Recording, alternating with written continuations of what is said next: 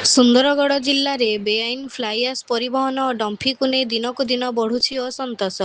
ଆଜି ଡଲିପାଲି ଯାଦୁଘର ଛକରେ united fly ash truck owners association (UFTOA) ପକ୍ଷରୁ ଏକ ସର୍ବଦଳୀୟ ସାମ୍ବାଦିକ ସମ୍ମିଳନୀ ଆୟୋଜିତ ହୋଇଥିଲା। ସମ୍ମିଳନୀରେ ସ୍ଥାନୀୟ ଟ୍ରକ୍ ମାଲିକଙ୍କ ସ୍ୱାର୍ଥ ସୁରକ୍ଷା, ପରିବେଶ ସଂରକ୍ଷଣ ଏବଂ ବେଆଇନ ଭାବେ ହେଉଥିବା ଫ୍ଲାଇ ଆଶ୍ ଡମ୍ପିଂକୁ ତୁରନ୍ତ ବନ୍ଦ କରିବା ପାଇଁ ଜୋରଦାର ଦାବି ଉଠାଇଥିଲେ।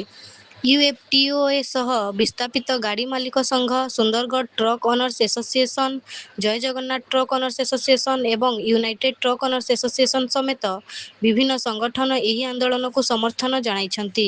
ସଦର ବିଧାୟକ ଯୁଗେଶ କୁମାର ସିଂହ ସମର୍ଥନ ମଧ୍ୟ ଏହି ଆନ୍ଦୋଳନକୁ ଅଧିକ ଶକ୍ତି ଯୋଗାଇଛି।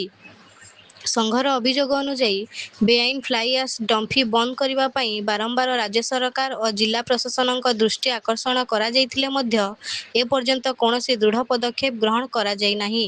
ଏହା ପୂର୍ବରୁ କିରେଇ ଛକରେ ବେଆଇନ ଭାବେ ଫ୍ଲାଇ ଆଶ୍ ପରିବହନ କରୁଥିବା ଗାଡ଼ିକୁ ଅଟକାଇ ସଦର ବିଧାୟକ ପ୍ରଶାସନର ହସ୍ତକ୍ଷେପ ଲୋଡ଼ିଥିଲେ, କିନ୍ତୁ ସେହି ଘଟଣା ପରେ ମଧ୍ୟ କୌଣସି କଠୋର କାର୍ଯ୍ୟାନୁଷ୍ଠାନ ନ ହେବାରୁ ପୁଣି ଥରେ ଗଣମାଧ୍ୟମ ଜରିଆରେ ସରକାରଙ୍କ ଦୃଷ୍ଟି ଆକର୍ଷଣ କରାଯାଇଛି।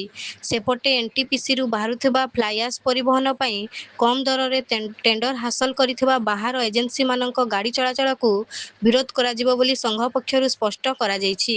ସ୍ଥାନୀୟ ଟ୍ରକ୍ ମାଲିକଙ୍କ ରୋଜଗାର ସୁରକ୍ଷା ଓ ପରିବେଶ ରକ୍ଷା ପ୍ରସଙ୍ଗରେ ଆଗାମୀ ଦିନରେ ଆନ୍ଦୋଳନକୁ ଆହୁରି ତୀବ୍ର କରାଯିବ ବୋଲି ଚେତାବନୀ ଦିଆଯାଇଛି।